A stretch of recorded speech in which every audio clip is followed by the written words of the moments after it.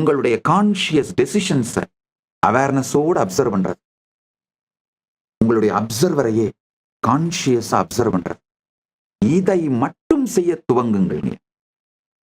உங்கள் வாழ்க்கையில் மிகப்பெரிய ஆன்மீக விழுச்சி, ஆன்மீக எழுச்சி, ஆன்மீக புரட்சி நடந்துவிடும். நான் பரிவராஜ யாத்திரை போ சொல்றது காரணமே இதுதாங்கய்யா. பரிவராஜ யாத்திரை வேற ஒண்ணும் இல்ல. நான் சொன்ன உடனே வேக வேகமா முதல் 2 நாள் கிளம்பிடுவீங்க. ஒரு நாள் அந்த உற்சாகம், மோட்டிவேஷன், இன்ஸ்பிரேஷன், சாமி சொல்லிட்டார் பண்ணுவோமடா, கிளம்புவோமடா அப்படின்னு கிளம்பிடுவீங்க. 2 நாள் 3 நாள்ல 3வது நாளெல்லாம் கை கால் வலிக்க ஆரம்பிச்சிடும். ஐயோ கொஞ்சம் வேகமா வந்துட்டுமோ, கொஞ்சம் யோசிச்சு அடுத்த வருஷம் வந்திருக்கலாமோ, இல்ல அடுத்த பேட்ச்ல வரலாமோ.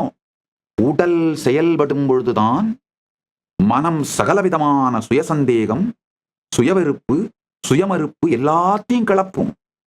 1 வருஷம் அதை எல்லாத்தையும் ஃபேஸ் பண்ணி நடந்துட்டீங்கன்னா, யாத்திரை பண்ணிட்டீங்கன்னா, அதனாலதான் 1 வருஷம் சொல்றேன். ஏன் 1 வருஷம் சொல்றேன்னா, இது இந்த பொங்குகின்ற உங்களுடைய மன அமைப்புகள், பேட்டர்ன்ஸ், வாசனை எல்லாத்தையும் கான்சியஸா அப்சர்வ் பண்ணி அதிலிருந்தெல்லாம் சுதந்திரம் பெற்று உங்க லைஃபே spiritually organised, spiritually discipline, spiritually enlightenment சென்டர்டான ஆர்கனைசிங்கும் டிசிப்ளினும் வந்துருங்கய்யா.